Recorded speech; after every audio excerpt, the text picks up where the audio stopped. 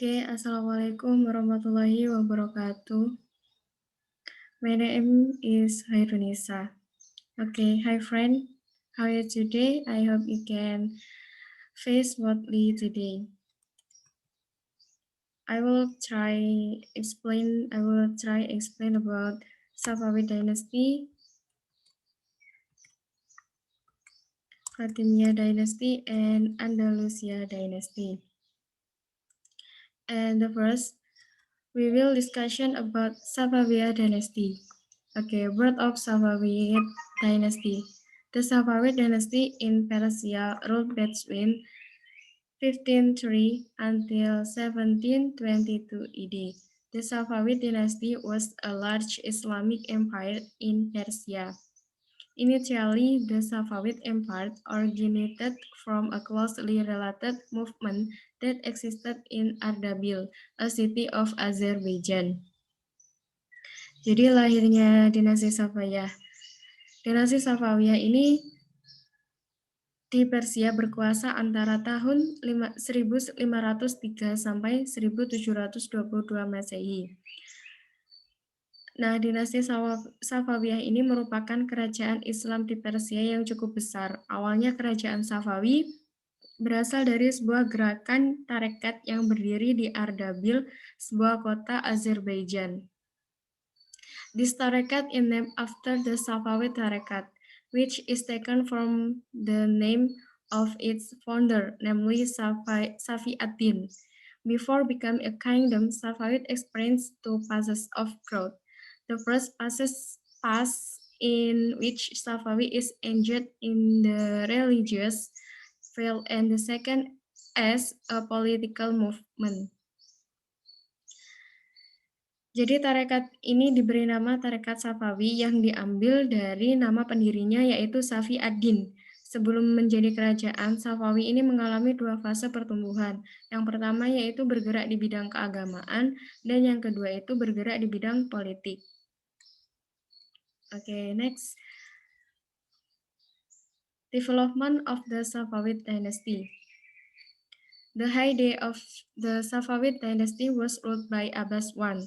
The Safavid dynasty experienced its heyday in the field of politics and government. Abbas I also made his first political move, building a strong, large, and modern Safavid dynasty armed forces. The time of Shah Abbas experienced advances in the economy, especially industry and trade. Jadi, perkembangan dinasti Safawiyah. Masa kejayaan dinasti Safawiyah ini berawal pas diperintah oleh Raja Abbas I, di mana dinasti Safawiyah ini mengalami kejayaannya di bidang politik dan pemerintahan, yang mana wilayah negara ini luas yang dikawal suatu angkatan bersenjata dan yang tangguh dan diatur oleh suatu pemerintahan yang kuat, serta mampu memainkan peran dalam percarutan politik internasional. Dan Abbas I juga ini telah melakukan langkah politiknya yang pertama, yaitu membangun angkatan bersenjata yang kuat, besar, dan modern. Kemudian pada pemerintahan Syah Abbas, ini masa kejayaannya itu mengalami kemajuan di bidang ekonomi, terutama industri dan perdagangan.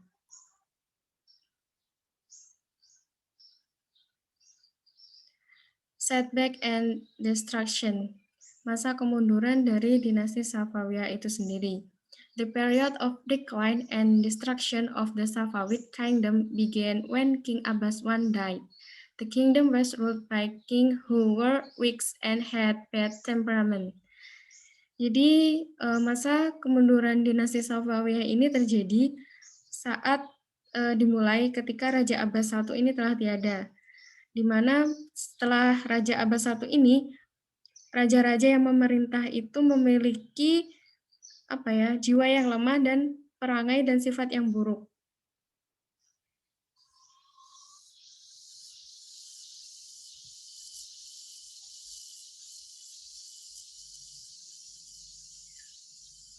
This caused the people to lack trust and indifference toward the government. In the end, there were a lot of rebellions and areas that were once united by Ismail I. Many were recaptured by other parties and even sparred from the Safavid dynasty. Jadi hal ini juga dapat menyebabkan rakyat itu kurang percaya dan timbul sikap masa bodoh terhadap pemerintahan. Pada akhirnya banyak sekali pemberontakan dan wilayah yang dulu pernah disatukan oleh Ismail itu memisahkan diri dan kembali ke tempatnya, kembali ke wilayahnya yang dahulu. Okay, next. Civilization of Fatimiyah dynasty. The birth of the Fatimid dynasty. The Fatimid dynasty or Daulah Fatimiyah was founded by Ubaidillah al-Mahdi in North Africa with the center of government in Kairawan, which lasts for 262 years, from 297 until 567 Hijriah or 1909 until 1170 ED. Jadi Fatimiyah dinasti atau Daulah Fatimiyah ini didirikan oleh Ubaidillah al-Mahdi di Afrika Utara.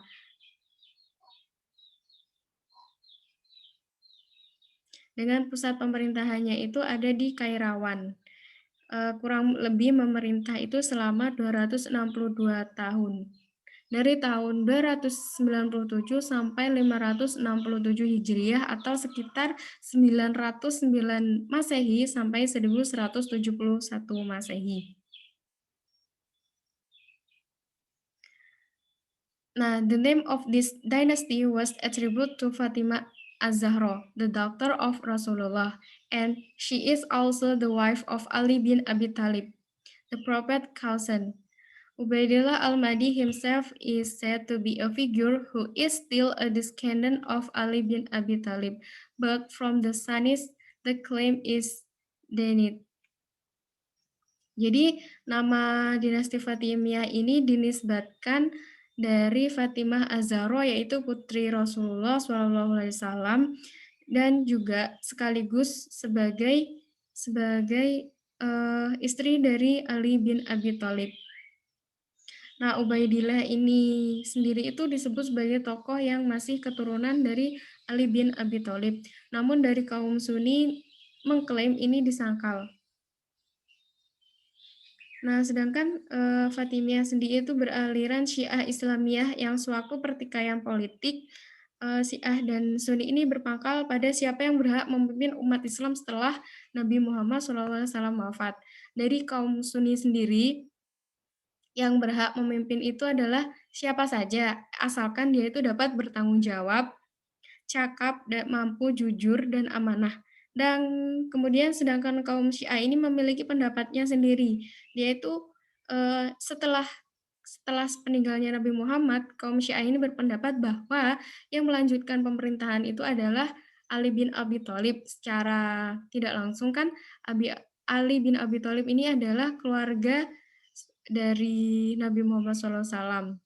Dan sedangkan seperti Umar bin Khattab, Abu Bakar, dan Utsman bin Affan itu adalah perebut kekuasaannya Ali.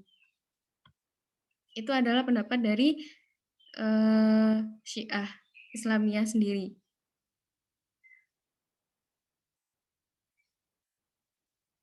The Fatimid dynasty itself was the first Shia Islamiyah dynasty to be born, accompanied by the birth of Buawi dynasty in Baghdad and the Safavid dynasty. Jadi Fatimiyah dinasti ini adalah dinasti Syiah Islamiyah yang pertama lahir diiringi dengan lahirnya dinasti Buahi di Baghdad dan dinasti Safawiyah yang ada di Persia.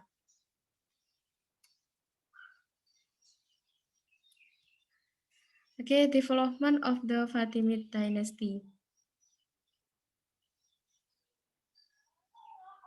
The golden period of Fatimid dynasty began with the rule of the Caliph Al-Mu'iz and culminated of the reign of Aziz.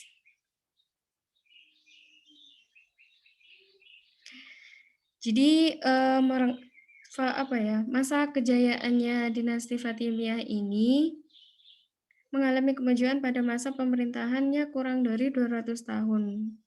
Berawal dari pemerintahan Khalifah Al-Mu'iz lalu memuncak di masa pemerintahan Al-Aziz.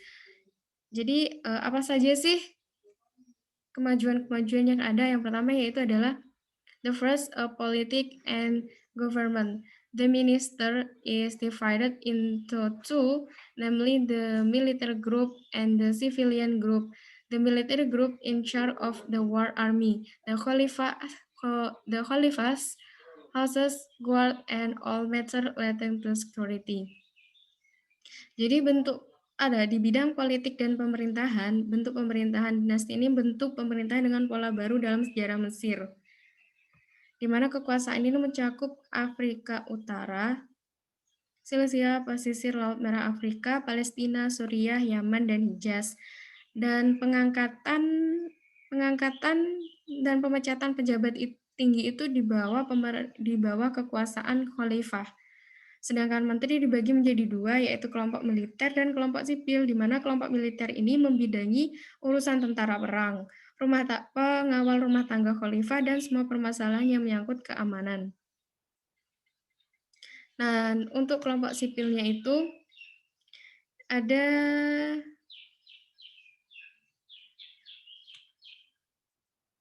dibagi menjadi 6 bagian, yaitu Kodi. Kodi function as judge and director of money printing. Jadi Kodi itu berfungsi sebagai hakim dan direktur percetakan uang. Two, chairman of dakwah, namely leading Darul Hikmah. Jadi ketua dakwah yaitu memimpin Darul Hikmah. And three, market inspector in charge of bazaar, routes, and supervision of scales and measurement. Jadi yang ketiga adalah inspektur pasar, yaitu membidangi bazar, jalan, dan pengawasan timbangan dan ukuran. Kemudian yang keempat, state treasurer, namely in charge of Baitul Mal. Bendahara negara yaitu membidangi Baitul Mal. And five, deputy head, namely in charge of household affair of the caliph. Wakil kepala yaitu membidangi urusan rumah tangga khalifah. And then the reciter is the one who recited the Quran to the caliph when sajaja is need. Jadi qori yaitu yang membacakan Al-Quran untuk khalifah kapan saja dibutuhkan. Oke, then be talk and philosophy. Pemikiran dan filsafat. In spreading about the Syiah, this Fatimid dynasty used Greek philosophy which they developed from the opinion of Plato, Aristotle, and other philosophers. In addition to using a military attack strategy, the Fatimid dynasty also used the dakwah method to invite people to adhere to Syiah Islamiyah teaching in an organized and neat manner. Nah, dalam menyebarkan tentang Syiahnya, dinasti Fatimiyah ini banyak menggunakan filsafat Yunani yang mereka kembangkan dari pendapat-pendapat seperti Plato, Aristoteles, dan ahli filsafat lainnya. Selain menggunakan strategi serangan militer, dinasti Fatimiyah juga menggunakan metode dakwah untuk mengajak masyarakat itu menganut ajaran Syiah Islamiyah secara terorganisir dan rapi.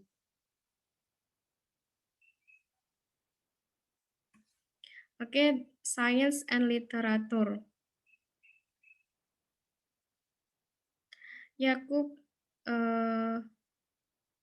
Yaqub ibn Qils was the most famous scholar in the Fatimid dynasty because his success in building scientific academics and success in raising a physicist named Muhammad at-Tamimi.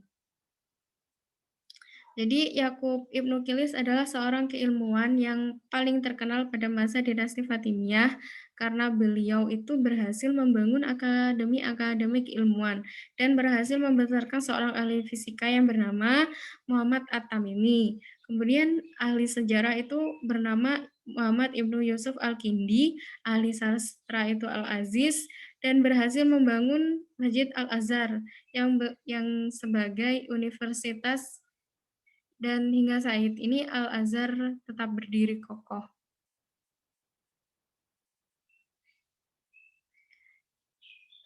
And then the economy and trade. Its sector are agriculture and plantation, namely wheat, sugarcane, and fruit. Jadi sektor dalam ekonomi dan perdagangan ini adalah pertanian dan perkebunan ya seperti gandum, tebu, dan buah-buahan.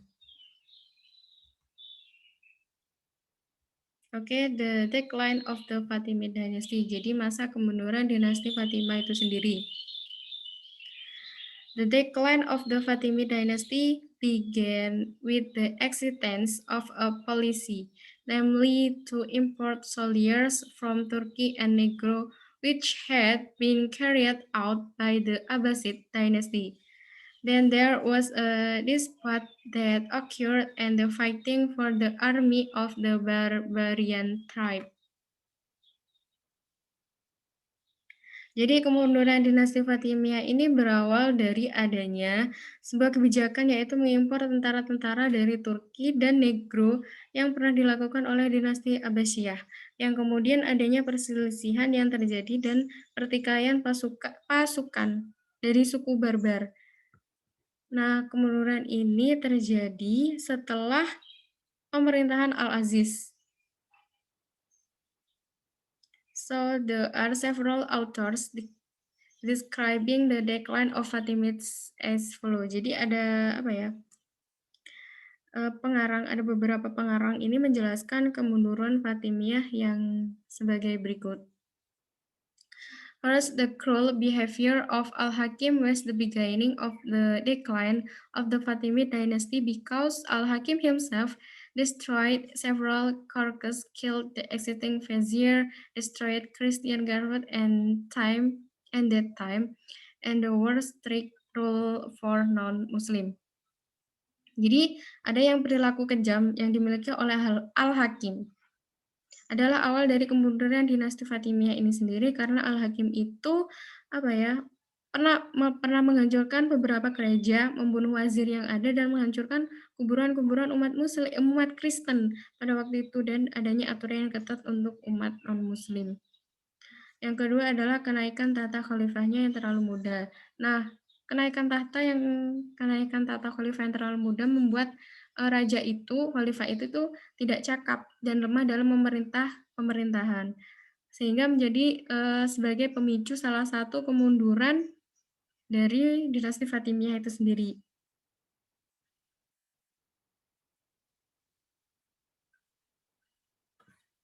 Oke, next.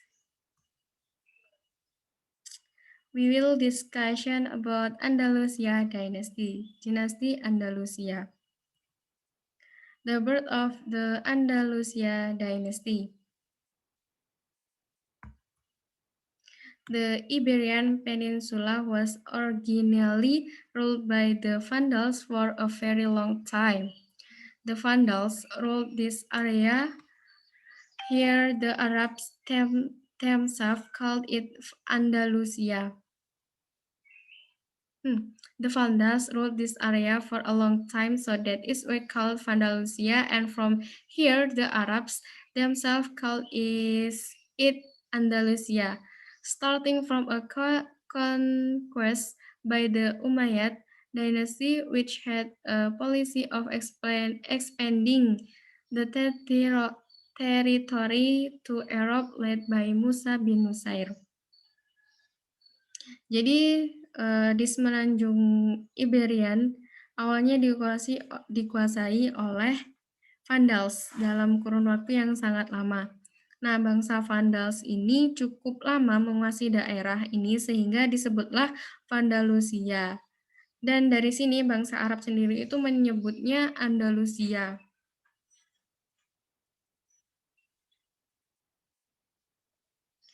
Kemudian berlanjut ketika ada penaklukan dari dinasti Umayyah yang memiliki kebijakan memperluas wilayahnya sampai ke ke Eropa yang dipimpin oleh Musa bin Nusair. Kemudian Islam ini mudah diterima diterima di Andalusia karena beberapa faktor.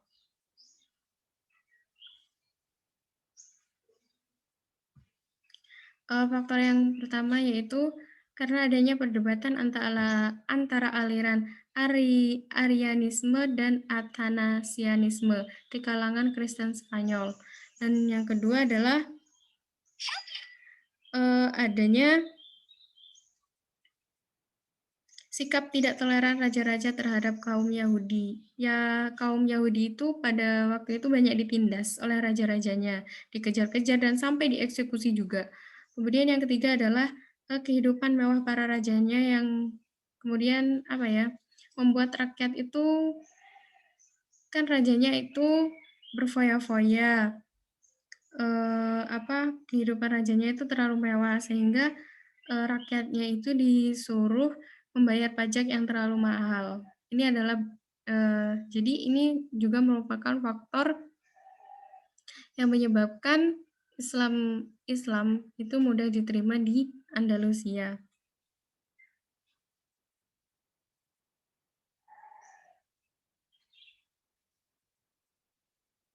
The rise of Abbasid and overthrowing the Umayyad civilization in Damascus in 132 Hijriah or 750 ED by massacring the Umayyad family. Jadi bangkitnya Abbasiyah dan menggulingkan peradaban dinasti Umayyah di Damaskus pada tahun 1320 Hijriah atau setara dengan 750 Masehi dengan cara membantai massal keluarga Umayyah. Namun ada seorang pangeran yang dapat meloloskan diri lalu melarikan diri ke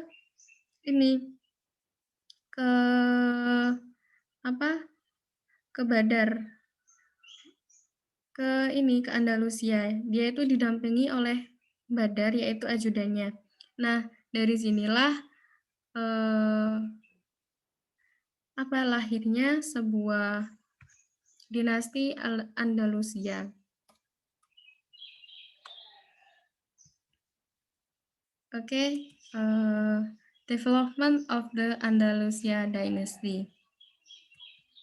Because economic development has also increased, many thinkers have risen and success in developing science and religion such as philosophy, science, fiqh. Then the development in the economic sector was marked by the increase in trade and agriculture at that time, which was facilitated by the construction of road, market, bridges, and the presence of an irrigation system. Nah, kemajuan atau perkembangan Islam di Andalusia ini membuat peradaban Eropa juga mengalami perubahan. Karena perkembangan ekonomi juga meningkat, maka banyak para pemikir yang bangkit dan berhasil mengembangkan ilmu, pengetahuan, dan keagamaan seperti filsafat, sains, dan fikih. Kemudian adanya perkembangan di bidang ekonomi, ditandai dengan meningkatnya perdagangan dan pertanian pada masa itu. Lalu oleh khalifahnya itu difasilitasi pembangunan jalan, pasar, dan jembatan, serta adanya sistem irigasi. The construction of building is increasingly being ensured by the construction of cities, settlement, places of the worship, places, and city parks. The Cordova Mosque is a historical evidence of the development of Islam there. In this dynasty, Arabic became the everyday language because it was implemented in the administrative system in government. Jadi pembangunan gedung-gedung semakin ditingkatkan dengan membangun kota, pemukiman, tempat ibadah, istana, serta taman-taman. Nah, contohnya adalah Masjid Cordova yang merupakan bukti sejarah dari pembangunan atas perkembangan Islam di dinasti Andalusia ini. Di dinasti ini, bahasa Arab itu menjadi bahasa sehari-hari karena telah diterapkan di sistem administrasi dalam pemerintahan. Oke, the decline and collapse of Islam in Andalusia. Jadi kemunduran dan runtuhnya Islam di Andalusia. Several factors caused the decline and collapse of Islam in Andalusia as follow. The appearances of a weak caliph.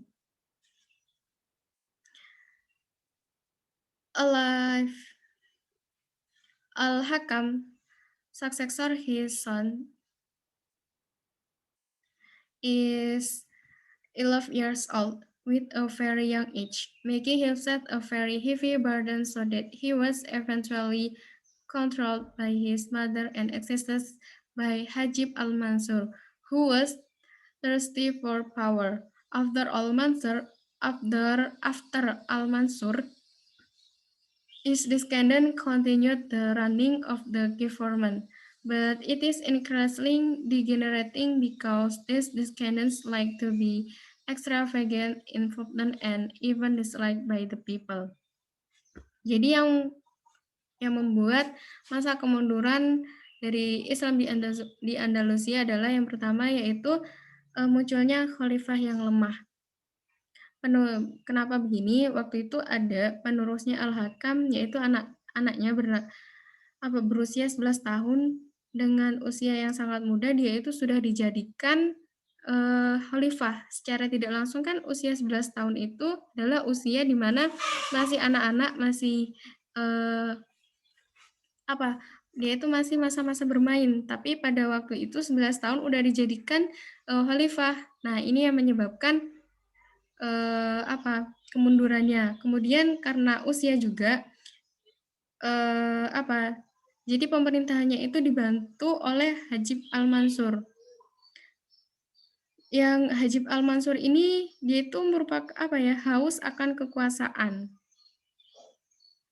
Setelah Al-Mansur, keturunannya meneruskan jalan pemerintahan, tetapi semakin merosot karena para keturunan ini suka berfoya-foya. Tidak cakap, bahkan tidak disenangi oleh rakyatnya.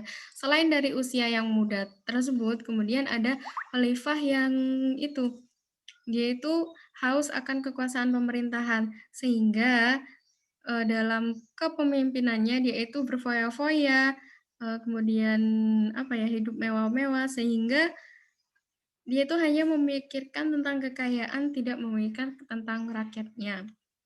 Yang kedua, and then economic downturn, yaitu kemerosotan ekonomi. When Islam was developing in Andalusia, the rulers focused on physical development without paying attention to the economy. In this edition, the budget used for the people economy is also spent mostly on the military budget. Jadi kemerosotan ekonomi ini para penguasa itu fokus terhadap pembangunan fisik tanpa memperhatikan ekonomi. Nah, selain itu anggaran yang digunakan untuk ekonomi mereka juga banyak dihabiskan ke anggaran militer, sehingga rakyatnya itu banyak yang terlantar. Three conflict between Islam and Christianity. After conquering Andalusia, it turned out that the Islamization process was not carried out perfectly. The people of Andalusia are given the freedom to choose their respective religion. It's just that other than Islam are required to pay taxes, and that is boomerang, because the native and the Christian conspired to overthrow Islam. And in the end, the Islamic theory was being eroded little by little, and in the end, it was finished after the Emirate of Granada collapsed by Ferdinand and Isabella from the Christian. Jadi faktor yang ketiga itu adalah konflik antara Islam dengan Kristen.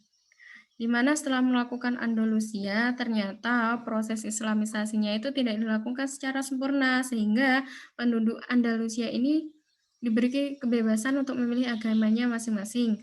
Hanya saja, selain agama Islam diwajibkan untuk membayar pajak, dan itu merupakan suatu bumerang bagi masyarakat Kristen sendiri, karena penduduk asli dengan penduduk Kristen bersekongkol untuk menjatuhkan Islam. Nah, pada akhirnya itu wilayah Islam dikikis sedikit demi sedikit. Nah, pada akhirnya habis setelah Emirat Granada runtuh oleh pasukan Ferdinand dan Isabella dari kaum Kristen.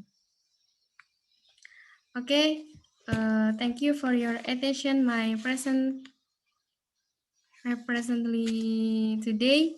So, if you have question, you can please comment on Google Classroom. Oke, thank you. Assalamualaikum warahmatullahi wabarakatuh.